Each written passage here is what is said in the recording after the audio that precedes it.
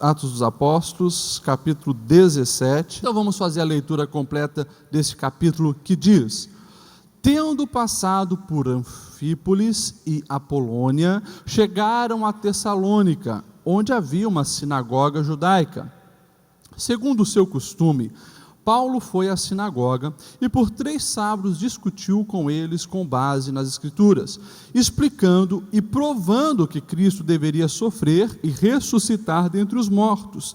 E dizia: este Jesus que lhes proclamo é o Cristo.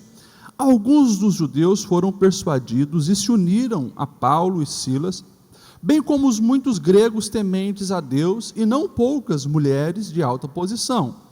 Mas os judeus ficaram com inveja, reuniram alguns homens perversos dentre os desocupados e com a multidão iniciaram um tumulto na cidade. Invadiram a casa de Jason em busca de Paulo e Silas, a fim de trazê-los para o meio da multidão. Contudo, não os achando, arrastaram Jason e alguns outros irmãos para diante dos oficiais da cidade, gritando: estes homens que têm causado alvoroço por todo o mundo, agora chegaram aqui. E Jason os recebeu na sua casa. Todos eles estão agindo contra os decretos de César, dizendo que existe um outro rei chamado Jesus. Ouvindo isso, a multidão e os oficiais da cidade ficaram agitados. Então receberam de Jason e dos outros a fiança estipulada e os soltaram. Logo que anoiteceu, os irmãos enviaram Paulo e Silas para Bereia. Chegando ali, eles foram à sinagoga judaica. Os bereanos eram mais nobres do que os tessalonicenses, pois receberam a mensagem com grande interesse, examinando todos os dias as Escrituras para ver se tudo era assim mesmo.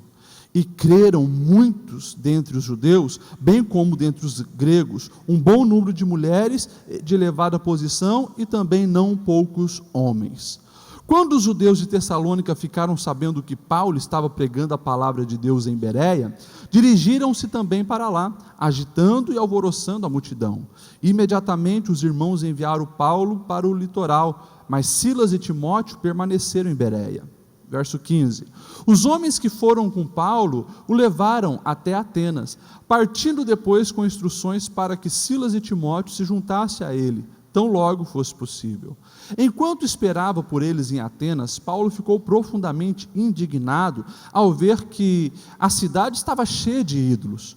Por isso, discutia na sinagoga com judeus e com gregos tementes a Deus, bem como na praça principal, todos os dias, com aqueles que por ali se encontravam. Alguns filósofos epicureus e estoicos começaram a discutir com ele. Alguns perguntavam: o que está tentando dizer esse tagarela? Outros diziam: parece que ele está anunciando deuses estrangeiros, pois Paulo estava pregando as boas novas a respeito de Jesus e da ressurreição. Então o levaram a uma reunião do Areópago, onde lhe perguntaram: podemos saber que novo ensino é esse que você está anunciando?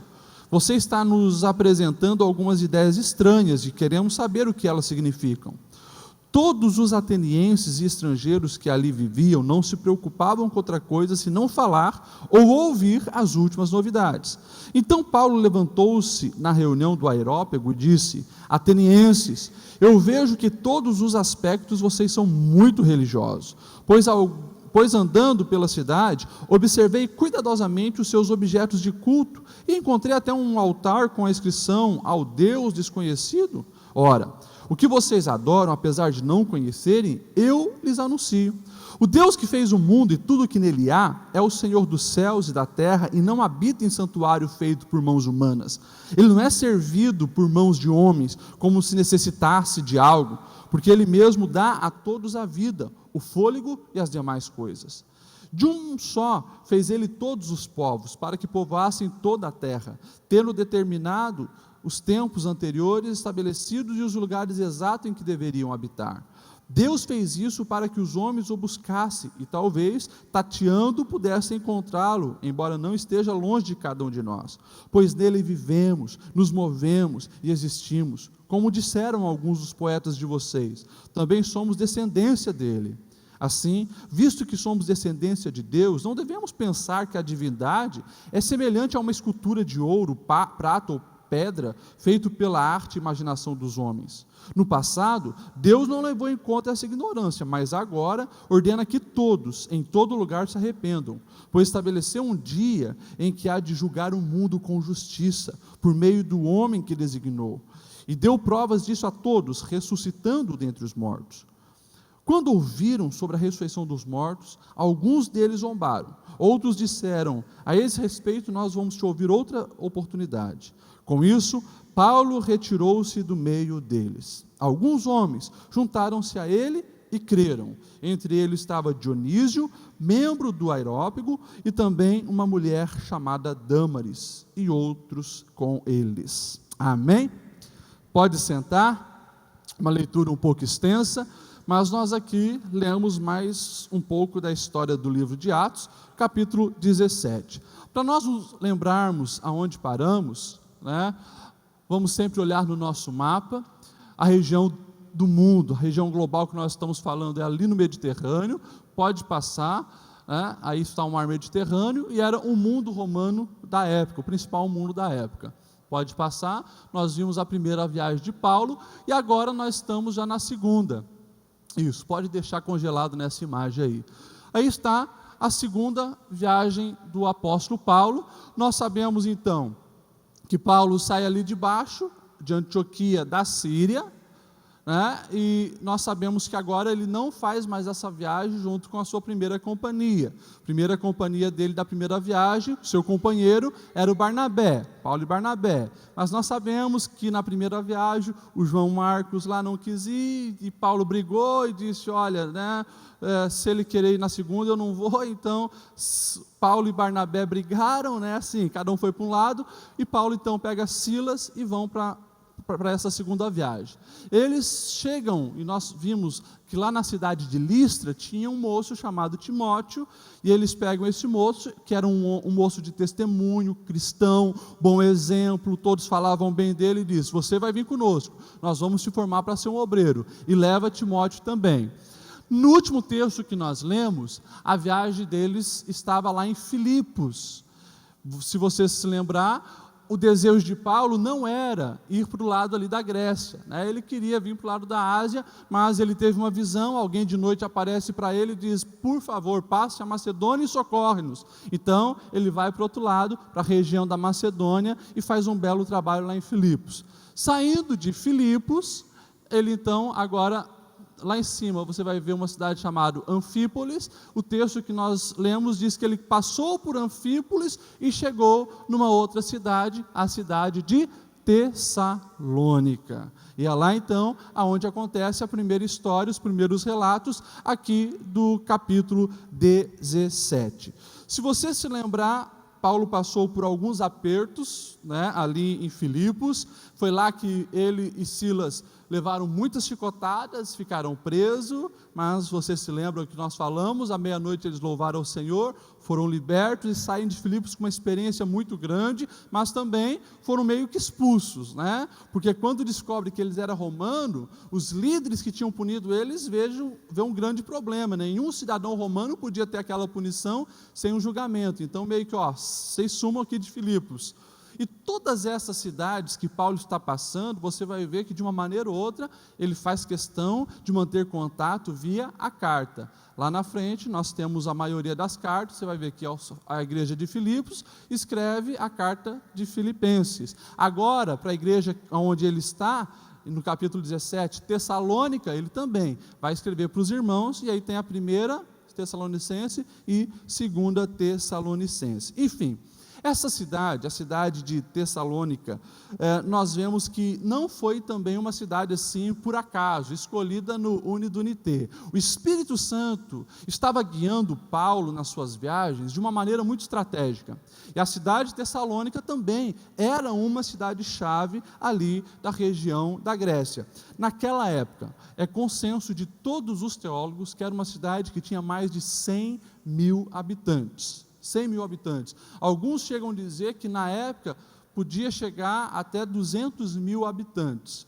Então, assim, era uma cidade grande para a época. Hoje, essa cidade ainda existe, não tem mais nome Tessalônica, é só Salônica, e é uma cidade também grande. Hoje ainda é a segunda maior cidade da Grécia, uma cidade com mais de 250 mil habitantes. Pelo texto que nós lemos ali nos primeiros versículos, fica claro então que Paulo passou ali na cidade de Tessalônica pelo menos 3 semanas, porque o texto deixa bem claro que por 3 sábados seguidos, Paulo estava pregando aonde? Você já aprendeu. Sendo judeu, o primeiro lugar numa cidade que ele ia era sinagoga. Sinagoga era aquele lugar onde os judeus se reuniam para aprender da palavra nos sábados, que era o dia de consagração, dia do Senhor, o sabá. Eles se reuniam nos sábados para aprender a palavra, para passar para as outras gerações as histórias do seu Deus. E como os judeus eles estavam espalhados no mundo naquela época, toda cidade importante tinha lá o seu grupo de judeus. Então, eles estabeleciam ali uma sinagoga.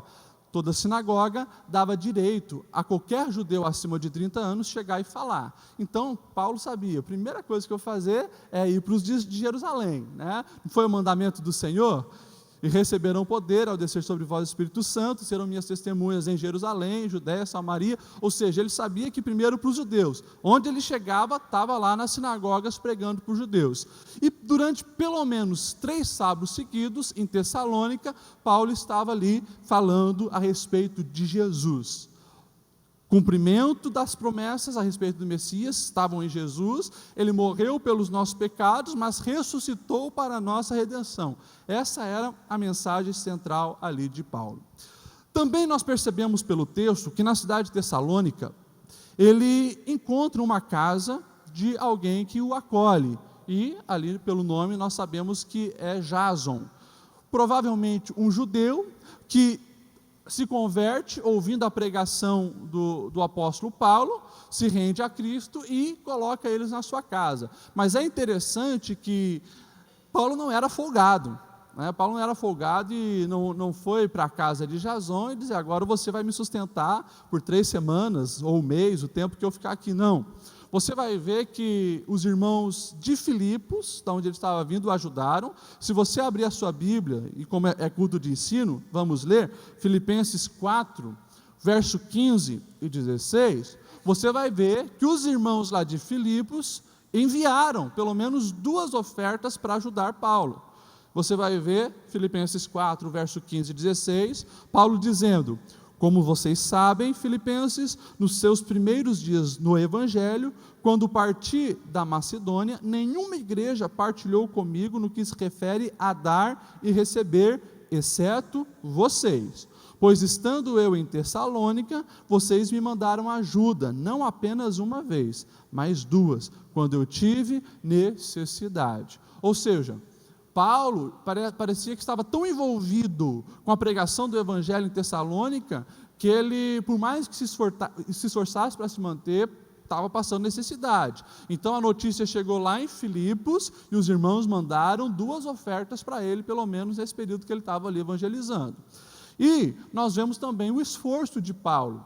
Na primeira carta aos Tessalonicenses, capítulo 2, verso 9, quando Paulo agora de longe, está escrevendo a carta para a igreja ali de Tessalônica, ele diz: irmãos, certamente vocês se lembram do nosso trabalho esgotante e da nossa fadiga. Trabalhamos noite e dia para não sermos pesados a ninguém, enquanto lhes pregávamos o Evangelho de Deus. Então, Paulo, ele nos deixa um exemplo aqui, e não vou colocar essa como uma marca da verdadeira igreja, né? Mas é importante, e é bonito, quando as pessoas têm desconfiômetro, né? Quando não querem se tornar pesado para os outros, não são aqueles folgados que vão na casa do seu, de um parente, de um amigo, e fica lá, né? Sugando. Paulo nos dá um baita exemplo quando ele está em Tessalônica, um homem que pregava o Evangelho, se esforçava para sustentar, e quando ele estava passando necessidade, ele sabia com quem podia contar, para que não fosse pesado demais para o povo ali de onde ele estava, o povo de Tessalônica. Vamos para as marcas de uma verdadeira igreja que nós encontramos aqui nesse texto. Primeira marca que eu gostaria de ressaltar, e a gente já falou de tantas, mas que eu vejo aqui no verso 6, que diz assim o verso 6, contudo, não os achando, arrastaram Jason e alguns outros irmãos para diante dos oficiais da cidade e gritaram, esses homens que têm causado alvoroço por todo o mundo, agora chegaram aqui. Eu acho isso maravilhoso, e eu considero isso a marca de uma verdadeira igreja. Qual marca, pastor? O verdadeiro cristão, ele vai causar algum impacto no mundo. Vai causar algum impacto no mundo. Paulo, Silas, Timóteo estavam ali pregando em Tessalônica, na sinagoga, judeus se converteram, mas de repente aqueles mais radicais não concordaram com a mensagem e principalmente, o principal fator nesse quesito foi religioso, porque o texto deixa bem claro que eles sentiram ciúmes, inveja, porque o povo estava aceitando a mensagem ali de Paulo, e eles que estavam ali tantos anos, talvez não tinham os seus ensinamentos tão apreciados assim. Por ciúme, eles fizeram um motim e levantaram o povo, perseguirem Paulo, Silas e Timóteo. E o discurso eu acho interessante. Esses homens que têm alvoroçado o mundo, ou seja, provavelmente eles já tinham ouvido falar pelas cidades que eles passaram, porque onde eles passaram, alguma coisa aconteceu, algum impacto aconteceu. Eles chegaram aqui, esses homens que têm alvoroçado o mundo. Aqui, a indignação dos judeus, eles usam a palavra, alvoroçado ou causados problemas. Essa é a reputação que estavam em cima dos apóstolos, mas a verdade era justamente essa, aonde eles estavam, eles incomodavam as trevas, aonde Paulo, Silas, Timóteo estavam, impactos aconteciam, vidas eram transformadas, a luz brilhava em meio às trevas, e isso você precisa entender, a luz sempre vai incomodar as trevas. A santidade sempre vai incomodar ambientes pecaminosos. Você precisa ter isso bem claro na sua vida. O alvoroço que eles estavam dizendo que Paulo e Silas causavam, na verdade era transformação de vidas. Mudanças significativas que aconteciam na vida das pessoas. Por mais que eles falaram, o problema deles é que eles estão conspirando politicamente, e além do viés religioso, tinha um viés político. Você sabe, eu já falei, acho que lá no começo desse estudo, que no mundo romano a figura do imperador, o César, era uma figura divina. Num mundo politeísta, mais um Deus não vai alterar nada. Então, os imperadores eram vistos como deuses. Alguns exigiam mais, alguns menos. Tinha alguns, como foi no caso lá na frente de Décio, ele fez questão de erigir estátuas suas em todas as principais cidades do mundo da época, e ele exigia um documento que todos os cidadãos romanos deveriam apresentar um documento de que uma vez por ano, pelo menos, ele foi venerar a estátua do imperador, ele foi oferecer incenso ou prestar uma adoração ao imperador, daí recebia o certificado libellus. E lá na frente, quando a perseguição romana está intensa sobre a igreja, o exército romano batia de porta em porta, tem o certificado? Não. Se não tem, vai lá, você tem que prestar adoração ao imperador. Quem não prestava, você sabe que morria. Então, os imperadores, eles eram considerados como divindades, e justamente eles faziam questão de serem reconhecidos dessa maneira. Aqui, o pessoal ali da Grécia, da cidade de Tessalônica, eles já começam a dizer, olha, esses aí que estão fazendo esse alvoroço no mundo, eles estão pregando que existe um novo rei, que não é mais César, agora é Jesus. Gente, o diabo ele é sujo, porque os judeus que começaram esse motim, eles repudiavam César, eles esperavam um Messias um Messias político, queria libertar eles do jugo romano. Então, assim, eles usaram um argumento que nem eles acreditavam, mas para prejudicar o reino de Deus, eles se juntavam com o próprio inimigo dele. Ou seja, o inimigo do meu inimigo se torna meu amigo, era mais ou menos essa lógica.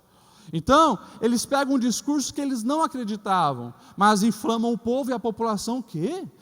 Está tendo um motim aqui, e assim, toda cidade onde tinha um motim contra o imperador, contra o governo, que alguém queria levantar um novo rei, você pode ter certeza que aquilo ali resultaria em guerra. Então, toda a liderança da cidade ficava preocupada quando tinha algum movimento querendo colocar um novo rei. E isso também, gente, gerou especulações a respeito do cristianismo, porque lá na frente os cristãos vão ter que se reunir escondido por causa das perseguições. E agora imagine, a questão da perseguição a grupos que tentavam boicotar o império, agora os cristãos também se escondendo, então eles juntavam uma coisa com a outra e queriam então ali prejudicar o cristianismo e o avanço cristão usando a questão da política. Enfim, nessa verdade, o que eu gostaria que você entendesse é que nós precisamos sim impactar o mundo de alguma forma. Nós precisamos causar impacto aonde nós estivermos. Não é possível em lugar nenhum da sociedade, não é possível no Brasil 2016, em Blumenau, aonde nós estudamos, aonde nós trabalhamos, aonde nós vivemos, na casa que nós estamos, no meio da nossa parentela, é impossível ser um verdadeiro cristão, ser um verdadeiro discípulo de Cristo e não causar algum impacto positivo. Alguma vida você tem que transformar, alguma mudança tem que acontecer. Nós não podemos, meus irmãos, conformar com um cristianismo light, aonde você vai ver pessoas que estão há 5 anos na mesma empresa, do lado das mesmas pessoas, e de repente alguém descobre que aquele fulano era crente. Alguma coisa está errada com essa vivência de fé. Alguma coisa está errada. Aonde nós estamos, nós vamos refletir a glória do Senhor. Aonde nós estamos, nós vamos suscitar curiosidade. O que você tem? Por que você é diferente? Quando isso não aparece, quando mudanças significativas não estabelecem onde nós vivemos, convivemos, existimos, a nossa fé não é uma fé genuinamente autêntica. Cristão verdadeiro impacta o mundo aonde ele está. Pastor, por que eles causavam alvoroço? Por que eles mudavam o mundo? Olha só, o que o próprio Paulo ele vai falar em 1 Tessalonicenses, capítulo 1, verso 15. E aqui eu encontro justamente a resposta que nós precisamos para a nossa geração. Como que nós podemos impactar a nossa sociedade hoje, o mundo de hoje? Paulo, 1 Tessalonicenses 1,5 diz assim: porque o nosso evangelho não chegou a vocês somente em palavras, mas também em poder no Espírito Santo e em plena convicção. Você, meu irmão, você, minha irmã, só vai ser relevante aonde você estiver, se, primeiro, você estiver vivendo a palavra, pregando a palavra. Segundo, a manifestação a respeito de Jesus não ser apenas verbal, mas o texto diz, não apenas em palavra, mas também em poder no Espírito Santo. Poder no Espírito Santo, ou seja, você fala a respeito de Jesus, quem Ele é, o que Ele pode fazer, mas você também manifesta as verdades que você falou, através da atuação do Espírito Santo, em poder na sua vida. O Hernandes Dias Lopes, quando ele esteve aqui, numa das suas ministrações, ele falou uma coisa que é uma grande verdade.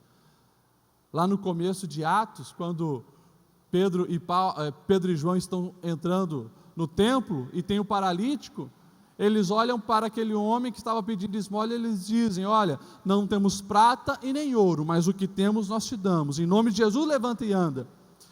O Hernandes Dias Lopes, ele diz que, diferentemente e infelizmente, a igreja de hoje tem prata e tem ouro, mas não tem o poder de Deus. Nós precisamos, meus irmãos, voltar a um evangelho que nos dá credibilidade perante a sociedade. O Evangelho quer sim manifestado, acompanhado com o poder de Deus, com a atuação do Espírito Santo. Isso precisa fazer parte da nossa vida, da nossa existência, da nossa pregação. A nossa mensagem não pode ser uma mensagem teórica apenas, mas sim uma mensagem que não entra só pelos ouvidos, mas também pelos olhos. Eu olho o que Deus está fazendo naquela vida, eu acredito no que esse crente está falando.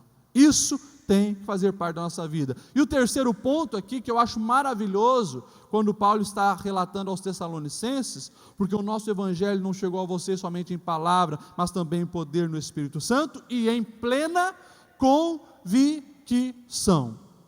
Em plena convicção. É palavra, é poder e é convicção. Irmãos, nós hoje temos visto, principalmente com a era do vlog, a era do vídeo, a era do YouTube, um monte de adolescente, um monte de jovenzinho, que não tem quase nada de conhecimento a respeito da vida, mas eles fazem um vídeo com tanta convicção, que eles arrastam multidões. Dá uma olhada nos vídeos mais assistidos pela nossa geração, canais como você conhece, do Felipe Neto, 5 minutos e assim por diante. Quanta baboseira sendo falado por jovens que não têm conhecimento das verdades plenas, mas arrastam multidões. Por quê? Porque estão apresentando um lixo, mas com muita convicção, como se aquilo fosse a grande verdade. E nós, muitas vezes que temos a verdade, nos acovardamos, não vivemos, nem falamos, nem mostramos com convicção as verdades a respeito de Cristo. Irmãos, nós precisamos rever muitas práticas do nosso cotidiano. Não é possível nós vivermos os nossos dias e não impactarmos a sociedade, falando que somos seguidores de Jesus. Seguidor de Jesus, aonde está, ilumina, aonde está, exala um perfume diferente, aonde está, resplandece. A nossa luz, como o próprio Jesus diz, não foi feita para ficar escondida debaixo de uma cama, mas ela tem que aparecer. Nós somos sal, nós somos luz. Diferenças, mudanças precisam fazer parte da nossa existência. Amém? Vocês estão me olhando meio arregalado, como diz o Black, né? Será que estou pegando muito pesado? Irmãos, marca de uma verdadeira igreja impacta aonde está. Segunda grande verdade, que é uma marca também da verdadeira igreja, do verdadeiro cristão, eu vejo aqui na cidade de Bereia. Na cidade de Tessalônica, eles impactam. Chegam na cidade de Bereia, olha o versículo 11 de Atos 17.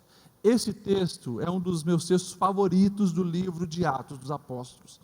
Essa igreja, esses irmãos, os judeus dessa cidade, eles nos dão um ensinamento precioso. O texto diz assim no verso 11: os bereanos eram mais nobres do que os tessalonicenses. Por quê? Pois receberam a mensagem com grande interesse, examinando todos os dias as Escrituras, para ver se tudo era assim mesmo. A cidade de Bereia não era uma cidade com tanta importância que nem Filipos e que nem Tessalônica. Eu acredito que Paulo foi para Bereia, direcionado por Deus, mas não pensando, é uma cidade chave para nós conseguirmos a Grécia. Não, ele foi meio fugido mesmo, porque sabemos que lá em Tessalonicense se levanta aquela perseguição dos judeus enciumados, o povo se alvoroça, e daí Paulo e Silas têm que sair fugido. Quando eles chegam em Bereia, que era uma cidade pequena, ali próximo, em torno de 60, 70 quilômetros da onde eles estavam, lá eles encontram na sinagoga irmãos que amavam estudar as Escrituras. E aqui está a marca de um verdadeiro cristão, marca de uma verdadeira igreja. Que marca é essa, pastor? O verdadeiro cristão, ele é um estudioso da Escritura. não é apenas um leitor, ele é um estudioso das Escrituras. E tem uma grande diferença entre ser um leitor e ser um estudioso. Se a gente fizer a divisão natural do próprio texto, e eu acho isso lindo, o texto diz: pois receberam a mensagem com grande interesse. Interesse pelas Escrituras. Você tem interesse pelas Escrituras? Você tem desejo mesmo de conhecer cada vez mais? Se você está aqui no culto de terça, eu acredito que, glória a Deus, você tem esse interesse. Pode ser intensificado, deve ser aperfeiçoado. Nós precisamos, nos nossos dias, mais do que nunca, irmãos, sermos pessoas que venham ser interessadas pela palavra, conhecer os tipos de estudos da Bíblia, o que é um estudo temático, o que é um estudo textual, o que é fazer um estudo expositivo. Nós precisamos mergulhar na palavra de Deus. A palavra de Deus precisa ser aquilo que mais desperta o nosso interesse. E todos nós aqui, todos nós, do púlpito à porta, do menor ao maior, todos nós vamos passar pela vida e termos diversos interesses, diversos. Eu gosto de muitas outras coisas, eu gosto de música, de instrumento musical, eu gosto de informática, eu gosto, de conhecer diversidades de lugares, geografia, gosto de tudo, gosto de muita coisa. Se você pegar uma criança, um adolescente, um ancião, tem gente que gosta mais de time de futebol, conhece tudo a respeito de futebol, tem gente que conhece tudo a respeito de carro antigo, de motor de carro, tem gente que conhece tudo a respeito de vários assuntos. Agora, o nosso principal interesse pela nossa caminhada de vida precisa ser pela palavra. Nós precisamos amar a palavra de Deus, se interessar por ela acima de tudo. Consequentemente, o interesse resulta no segundo ponto que nós vemos aqui, que é o examinar. Quem tem interesse, vai atrás, examina. Irmãos, precisamos ter interesse pela palavra. Lutero, ele falava uma frase que eu acho maravilhosa, ele diz assim: onde a Bíblia não tem voz, nós não devemos ter ouvidos. E essa é uma verdade, porque nós precisamos entender que a palavra de Deus é o que direciona o caminho, é o que nos embasa, e precisamos buscar isso. O próprio Jesus disse: gente, passará o céu e a terra, as minhas palavras não hão de passar. Vai passar o Império Grego, vai passar as filosofias que vocês estão ouvindo, vai passar muita coisa, muita gente, muito cientista, muito filósofo, muito poeta, muito tudo, mas as minhas palavras não vão de passar. Essas palavras de vida eterna precisam estar no nosso coração, nós precisamos amar ela, estar interessada e examinar. Se você for para o dicionário, você vai ver, que examinar é fazer uma investigação minuciosa. E o texto diz: pois receberam a mensagem com grande interesse, examinando todos os dias a palavra de Deus. Aqui a gente precisa desempenhar esforço. Ninguém consegue investigar nada, examinar nada, correr atrás de alguma coisa que te interessa, sem dedicação de recursos e de tempo. Recursos e tempo. Eu fico escandalizado quando eu vejo cristãos que gastam R$ 199 para comprar o FIFA 16, mas não tem coragem de gastar R$ 20 aqui na livraria para comprar um livro e se aprofundar. Não tem lógica. Na prática, o teu discurso até pode ser amante pelas coisas de Deus, na teoria, mas na prática não. Meus irmãos, isso é preocupante. A nossa geração é preocupante. Não é que eu quero me gabar, jamais isso, mas eu me lembro, na minha adolescência, quando eu tive experiências com o Espírito Santo de Deus, nos meus 15, 16, 17 anos. E eu trabalhei desde os 14 anos, ganhava pouco. A minha mãe sempre puxava minha orelha e ria de mim, porque ela queria me levar numa loja para mim gastar o dinheirinho pouco que eu ganhava. O meu primeiro salário foi R$50, depois R$100, 150, foi subindo assim. Mas eu falava, deixa que eu me viro, minha mãe. E eu ia nesse sacolão de roupa, aquilo, trazia um monte de coisas descartáveis, na verdade era descartável. Mas por quê? Porque eu queria guardar a maior parte para comprar livros, para estudar a Bíblia. Aquele sebo ali, o Book Center, eu era rato daquilo. Depois do trabalho eu fazia questão de ir lá, e na época valia a pena, hoje eu não sei como é que está, porque hoje os livros novos tem lugar que você encontra mais barato, mas eu ficava horas ali selecionando, e chegava em casa, às vezes com sacola, uma vez cheguei até com caixa de livro em casa, gastava todo o meu salário praticamente naquilo ali, mas porque tinha interesse de buscar, de ler, de estudar. Quantas madrugadas passava ali, às vezes, escondido do pai e da mãe, porque a luz estava acesa, às vezes com uma lanterna ali debaixo do cobertor, mas para ler, para estudar, para querer conhecer mais a palavra do Senhor.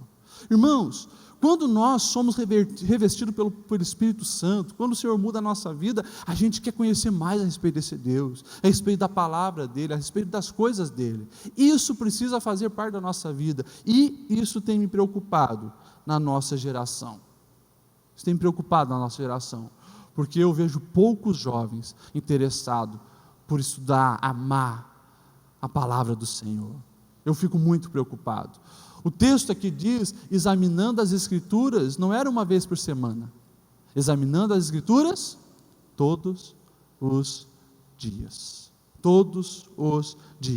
lá atrás, se você vê quando o povo está saindo da escravidão e entrando na terra prometida, Moisés morre, Josué recebe um recado de Deus, capítulo 1 e verso 8 de Josué, Deus diz para Josué o seguinte, sobre ele estar meditando dia e noite naquelas palavras da lei, para fazê-las cumprir. Irmãos, nós precisamos investir tempo na palavra, nós precisamos ser disciplinados no nosso estudo da palavra, na nossa leitura da palavra. E como eu falei, a minha preocupação hoje está muito também com pais. Me preocupo com a nossa geração de pais, porque eu vejo sempre os pais muito preocupados em formar doutores, mais do que santos. Pais preocupados em formar filhos doutores e não tão preocupados em formar filhos santos, que amem a Deus. Certificados na parede é bom, e eu incentivo todo pai a investir no estudo e pagar um bom estudo, se possível uma faculdade para o seu filho. Agora, se para isso ele não vai ter tempo de mergulhar nas coisas de Deus, ler a palavra, estudar as coisas de Deus, olha, você um dia pode chorar lágrimas de sangue, você pode um dia chorar intensamente, tristemente, por causa disso. Porque a palavra que consolida, edifica, gera vida, a palavra constrói alicerces sólidos. Conhecimento é importante sim, mas não gera sabedoria de vida. Você vai ver muitos doutores, PhDs, mestres, ganharam, quem sabe, até prêmios científicos, mas você olha para a vida, muitos filósofos, muitos cientistas se suicidaram, foram falidos emocionalmente, perdedores familiarmente, e o Senhor não quer isso para a sua vida. As coisas terrenas vão passar, mas as coisas eternas, palavra de Deus, isso dura para sempre. Quando Paulo tira Timóteo para ser o seu filho, e ele chama mesmo Timóteo de meu filho, você vai ver na carta que Paulo escreveu a Timóteo, a segunda carta, capítulo 3, do verso 14 ao 17, olha a instrução de Paulo a Timóteo. E Paulo, meu irmão, não era um analfabeto não, Paulo era estudado, conhecia muita coisa, mas olha o que ele diz: quanto a você, Timóteo, permaneça nas coisas que aprendeu e das quais tem convicção, pois você sabe de quem a aprendeu, porque desde criança você conhece a Sagrada Escritura, que são capazes de torná-lo sábio para a salvação, mediante a fé em Cristo Jesus. Toda Escritura é inspirada por Deus, útil para o ensino, para a repreensão, para a correção, para a instrução na justiça, para que o homem de Deus seja apto e plenamente preparado para toda boa obra. Aleluia! Que nós possamos, irmãos, valorizar mais a palavra do Senhor, não ser apenas leitor, mas estudioso. Um autor desconhecido, ele disse: estude a Bíblia para ser sábio, creia nela para estar seguro, pratique ela para ser santo. E que a gente possa levar isso muito a sério, e entender que nós só vamos crer e só vamos praticar se conhecer, se dedicarmos tempo a estudar, ler, meditar e deixar ele entrar no nosso coração e na nossa vida. Amém? Depois, na terceira cidade, falamos de Tessalônica, aonde Paulo nos ensina que uma marca da verdadeira igreja é impactar uma cidade. Em Bereia, nós aprendemos a ser estudiosos da palavra. E agora, ele chega numa outra cidade, Atenas. Cidade de Atenas. E aqui nós aprendemos como marca de uma verdadeira igreja, um verdadeiro cristão: está preparado para sempre revelar Cristo, está preparado para pregar Cristo, está preparado para mostrar quem é Cristo. O verso 22 e 23, nós vamos ver justamente Paulo já no Areópago dizendo: então Paulo levantou-se na reunião do Areópago e disse: atenienses, vejo que em todos os aspectos vocês são muito religiosos, pois andando pela cidade observei cuidadosamente os seus objetos de culto e encontrei até um altar com esta inscrição: ao Deus desconhecido. Ora, o que vocês adoram, apesar de não conhecerem, eu lhes anuncio. Eu acho fabuloso a chegada de Paulo em Atenas, porque nós estamos falando da capital intelectual da época. Em questão de conhecimento, filosofia, intelectualmente falando, Atenas era mais importante que Roma, Atenas era mais importante que Jerusalém, Atenas era mais importante que Constantinopla, levando em consideração o intelecto na cultura e na filosofia. Era a capital intelectual daquela época. Quando Paulo chega lá, ele não fica impressionado com as megas construções, e Paulo não vai fazer turismo lá, apesar de muitas coisas lindas que tinha. Eu até trouxe algumas fotos para vocês verem, né? Aí nós temos o que eles chamavam, né, de Acrópole, ou seja, a cidade elevada, né? Volta um pouco ali, isso, Acrópole. Lá na Acrópole nós vamos encontrar então o Parthenon e o Erectem, né, que eram os templos de Atenas, né, dedicada a Atena. O nome da cidade você já pegou, né, vem da deusa Atena, da mitologia grega, considerada a deusa da sabedoria, das habilidades, a deusa intelectual, deusa das artes. Essa era a deusa Atena. E agora nós vemos chegando lá, Paulo era o gênio da época, né? É claro que o mundo vai conhecer depois quem era o Paulo, mas gente, Paulo, sem dúvida nenhuma, foi um dos homens mais inteligentes que pisou nessa terra, você pode ter certeza disso. Um homem, assim, absurdamente conhecedor da mitologia grega, filosofia da época, da religião judaica, e aí ele era expert, um fariseu que sucederia Gamaliel. Esse era o Paulo. E depois que se converteu, ele consegue fazer uma leitura de mundo e colocar o evangelho ali, né, como resposta para todas as coisas. Ele chega lá, e Paulo não vai fazer turismo, mas ele fica indignado com a idolatria daquela cidade. O peso espiritual. O termo de Paulo ficar indignado é usado poucas vezes na Bíblia, que era realmente assim, sabe quando aquilo te dói a barriga, você fica enojado, indignado com aquela situação, com a cegueira espiritual das pessoas. E é claro, provavelmente uma guerra espiritual muito intensa. Você precisa entender isso. Hoje não vai dar da gente a se aprofundar, mas você precisa entender que toda idolatria por trás vai ter atuação demoníaca. Toda idolatria, por trás dela, vai ter atuação demoníaca. Um escritor da antiguidade, chamado Petrônio, ele afirmou que era mais fácil, em Atenas, você encontrar deuses do que encontrar pessoas. E um escritor, historiador romano, chamado Plínio, ele vai dizer que naquela época, ali em Atenas, tinha mais de 30.000 deuses, que eram venerados, que eram adorados. Então, você vê o clima espiritual que era.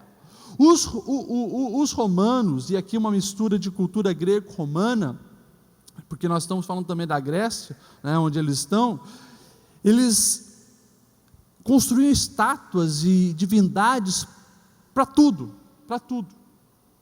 E eles faziam questão de todas as divindades terem representação em Atenas. Para quê? Para a cidade ser protegida, abençoada e assim por diante.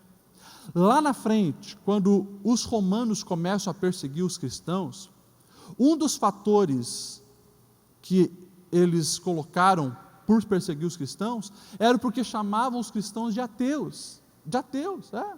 Porque a religião romana era muito mecânica, estátua para tudo, representação de cada divindade, era muito fácil. A tua adoração ia lá, oferecia alguma coisa, trazia rosas, incenso, né?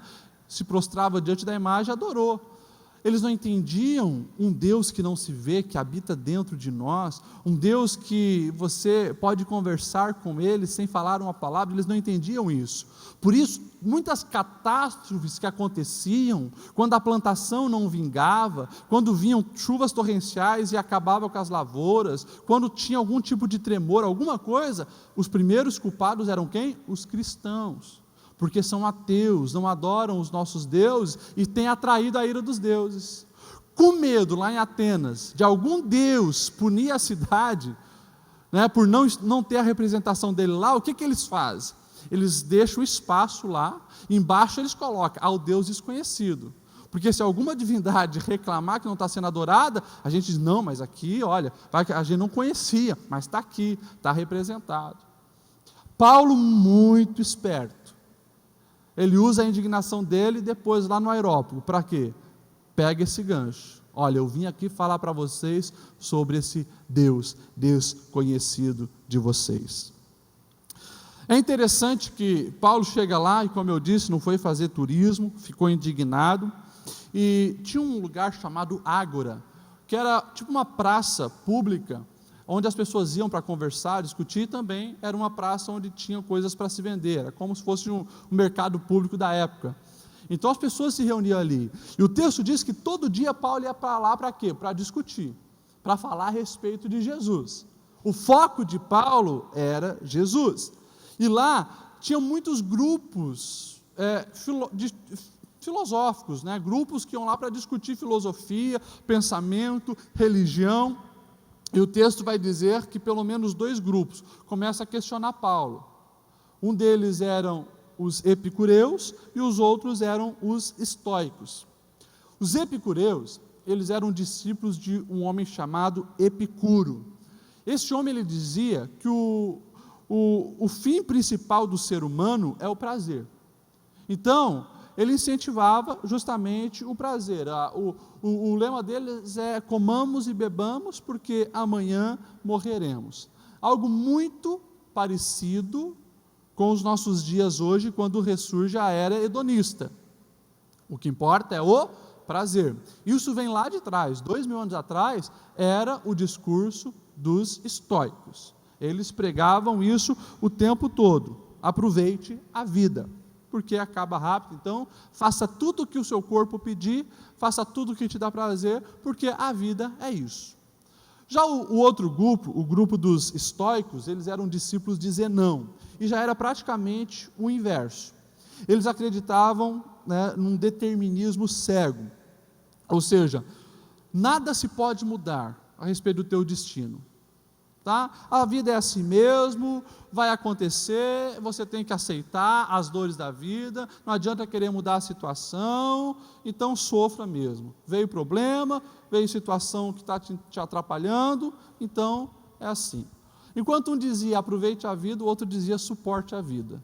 E esses dois grupos agora, ouvindo Paulo, falou, mas está meio estranho esse teu discurso, nós vamos te levar lá para o Areópago. Então o povo convida ele para ir para o Areópago. Não pense que o Areópago era um lugar assim, nossa, onde nós vamos ouvir as pessoas falar muito bem, né? É um palanque de discurso, ou um teatro da época. Não era bem assim. Tinha um peso judicial. O Areópago, na antiguidade, era onde começou-se um lugar onde eles resolviam crimes, ou seja, lá tinha já um advogado na época, né, fazendo o discurso de defesa, o outro o discurso de acusação, e daí lá estava o réu, e daí o povo da cidade, os principais da cidade, eles tomavam a decisão baseada então no discurso, só que com o tempo, também eles começaram a levar lá discussões filosóficas, discussões religiosas, impasses que estavam acontecendo, tudo que a sociedade precisava averiguar, se era bom, se era mal, a decisão que tinha que ser tomada, eles levavam então lá para o Areópago. E Paulo foi levado para lá. É interessante, né, que lá no Areópago, Paulo se manifesta com uma sabedoria divina, e essa é a marca da igreja. O tempo passou, não vai ter como entrar aqui nos detalhes, mas essa é a marca da igreja, quando eu olho para a vida de Paulo, que eu e você precisamos aprender, que é justamente nós estarmos preparados para falar a respeito da verdade que nós acreditamos, aonde estivermos. Alguns vão fazer com mais eloquência do que outros, mas nós precisamos estar preparados. Alguns vão ser melhor em palavras faladas, outros em palavras escritas, mas nós precisamos estar preparados. Paulo, quando é levado para lá, ele diz, gente, olha, eu vi que vocês são religiosos e levam isso muito a sério, a religião de vocês, vi até o altar do Deus desconhecido, e é desse que eu quero falar. Ele pega o gancho, e aí então ele começa a falar a mensagem dele, de uma maneira muito clara. Uma mensagem que centraliza Jesus, centraliza o sacrifício dele. Ele começa primeiro dizendo que Deus é o Senhor do mundo, e que Deus não habita em coisas feitas aí por mãos humanas, nem nesses templos maravilhosos que vocês têm aqui. Ele diz que Deus é o Criador de todas as coisas. Depois você vai ver no discurso dele, ele falando, olha, o homem é criação de Deus, e nós precisamos de Deus, nós precisamos se relacionar com Deus, e daí depois ele vai falar como que isso acontece. É possível se relacionar com Deus através de Jesus. Nós vamos ver que algumas pessoas aceitam, e dois nomes aparecem ali, um é Dionísio, que segundo os historiadores, principalmente Eusébio de Cesareia, vai dizer que Dionísio foi o primeiro bispo de Atenas, o primeiro líder da igreja de Atenas, mas não tem como a gente também confirmar, porque não tem outras provas. E uma mulher chamada Dâmaris, provavelmente, para ser citada, era uma mulher influente na sociedade, e fala que alguns outros homens também aceitaram. Enfim, meus irmãos, o que nós precisamos aprender com isso? Naquela época, naquele lugar de idolatria, naquele lugar de peso espiritual, Paulo soube se posicionar e colheu frutos. Não muito, mas colheu. Colheu alguns frutos também em Atenas, por quê? Porque ele sabia o que ele acreditava, sabia como colocar, sabia como explicar Jesus. Pessoas que tinham questionamentos lá, realmente faz sentido o que ele está dizendo, aceitaram. Nos nossos dias de hoje, nós temos muitos desafios, e nós precisamos de pessoas preparadas, que se levantem para dar respostas para a nossa sociedade. Você, infelizmente, vai encontrar pouquíssimos cristãos que são apologistas, que sabem defender a sua fé. Você vai ver que um professorzinho que fica reproduzindo um discurso agnóstico que leu no livro do Dawkins, elimina a fé ali de alguns cristãos, e aquele menino que era tão fervoroso na igreja, já está questionando a existência de Deus. Claro que falta experiência, falta profundidade, falta se dedicar no estudo, mas nós precisamos nos preparar. Nós precisamos nos preparar para dar resposta a respeito do aborto, que está aí todo dia na mídia sendo defendido por alguém. Nós precisamos ter resposta, estar preparado para mostrarmos, inclusive embasado cientificamente em alguns argumentos, a respeito da criação. Mostrar o absurdo que é, até mesmo para as últimas descobertas científicas, como o DNA, a falibilidade da teoria da evolução. Gente, hoje só acredita na teoria da evolução, que está sendo pregada e ensinada nas nossas escolas? Só acredita isso quem não fez ainda um estudo a respeito do DNA, que foi um cristão que desenvolveu, o Collins. E tem muita gente lá nas salas de aula que vão engolindo, mas realmente, a macroevolução faz mais sentido. Não existe prova, o elo continua perdido ainda, e nunca vai ser encontrado. Mas cada dia mais, a ciência vai descobrir o quão verdadeira é a palavra de Deus. Só que nós precisamos estar preparados, nós precisamos estar lendo. Por exemplo, as respostas aí do movimento, que o movimento LGBT tem levantado bandeira de que nasce gay. Chega a ser ridículo, o que nós temos visto hoje, porque agora, no ano passado, quando houve a ideologia de gênero, eles levantavam a bandeira que menino não nasce menino e menina não nasce menina. Mas, há tempo atrás, eles estão defendendo que gay nasce gay. É interessante, né? O homem não nasce homem, a mulher não nasce mulher, mas o gay nasce gay. Gente, não tem nenhum embasamento científico, nada isso do que eles defendem. Pelo contrário, se você vai para a ciência, e até mesmo hoje, infelizmente, a psicologia do Brasil tem defendido isso, mas quando você vai atrás de fontes científicas, não tem uma defesa lógica, pelo contrário, até mesmo a psicanálise deixa muito claro que a escolha da sexualidade dos homossexuais é comportamental. Então, gente, assim, nós precisamos de crente preparado para debater, não desrespeitar, não afrontar, não jogar pedra com o dedo acusando, mas saber argumentar, para poder ajudar e defender os nossos princípios. Porque se nós não defendermos e ficarmos quietos, a mentira que eles estão expondo, porque a mídia, na maioria, está do lado deles, a mídia joga isso como verdade. E por nós não fazermos um contraponto, a verdade ela se passa como mentira e a mentira se passa como verdade. Daí começa a fazer parte das cartilhas das nossas escolas públicas e os nossos adolescentes, as nossas crianças começam a engolir todo tipo de lixo. Nós precisamos de crente inteligente, que saiba falar de genética, saiba falar de eutanásia, saiba defender todos os questionamentos que a nossa sociedade tem hoje, assim como Paulo fez no tempo dele. O tempo de Paulo passou. Nós estamos agora em 2016. O representante de Cristo sou eu e é você. E nós precisamos estar preparados para falar de Cristo. Amém? Irmãos, o tempo passou, já são 9 horas. Se coloque em pé. Nós vamos fazer uma oração. Aquela oração que a gente sempre faz de mãos dadas, então. Você fecha o corredor, não vamos fazer o círculo, mas dê a mão para quem está do seu lado.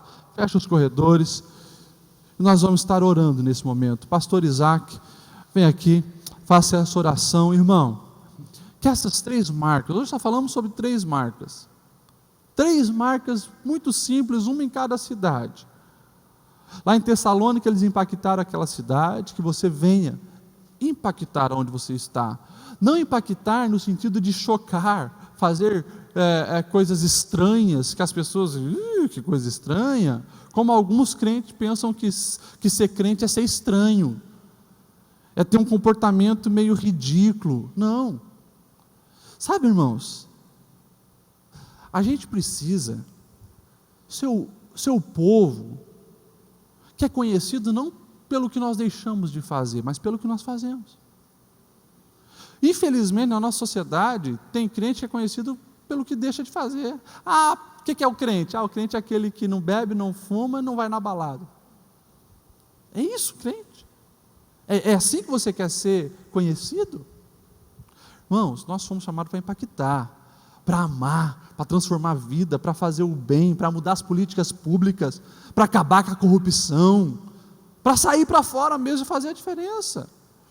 Nós precisamos ser conhecidos pelo nosso amor pela palavra, estudar, e nós precisamos ser conhecidos por estar sempre preparado a falar a respeito de Jesus, a defender a verdade com sabedoria e com graça. Amém? Vamos orar? Paz do Senhor, irmãos, vamos orar nesse instante. Soberano Mestre, em Tua presença nós chegamos nesse instante. Te agradecemos, Senhor, pela Tua infinita graça, pela Tua infinita misericórdia, ó Pai. Te agradecemos, Senhor, por esses minutos em Tua presença, ao qual, Senhor, nós adoramos o Teu nome, nós meditamos na Tua palavra, Senhor. Deus, te agradecemos por todas as bênçãos que Tu tem nos dado. Senhor, te agradecemos por cada um dos Teus filhos que aqui chegaram nesta noite, os Teus filhos, Senhor, te agradecemos pelas famílias, te agradecemos pela palavra que foi ministrada. Senhor, que tudo aqui que foi falado, foi ministrado nessa noite, fique armazenado em nossas mentes, e que a Tua palavra fique guardada em nossos corações, e que nós venhamos influenciar as vidas, possamos ser agentes influenciadores. Deus, que através de nossas vidas, ó Pai, nós venhamos impactar essa cidade, nós venhamos impactar, Senhor, o Brasil. Oh, maravilhoso Deus, que nós venhamos ser luz, sal, ó Pai, que venhamos, Senhor, falar do Teu amor com ousadia, com convicção, Senhor, porque nós anunciamos, Senhor, a Tua palavra, do Deus que vive, o Deus que reina, o Deus que transforma, o Deus que liberta, o Deus que faz o impossível acontecer em nosso meio. Nós te agradecemos, nós te louvamos, Senhor, não pelo que Tu pode nos dar, mas sim pelo que Tu és, pelo que Tu já fizestes por nós, Senhor. Deus maravilhoso, não existe nada melhor do que estar na Tua presença, não existe nada melhor do que estar, Senhor, debaixo das Tuas asas. Ó Pai, debaixo das Tuas asas nós nos sentimos protegidos, porque Tu és o nosso Deus, o nosso refúgio, a nossa fortaleza, Tu és o socorro bem presente. Pai, guarda as famílias, guarda os Teus filhos. Deus, é o que eu te peço e te agradeço nesse instante. Amém e amém.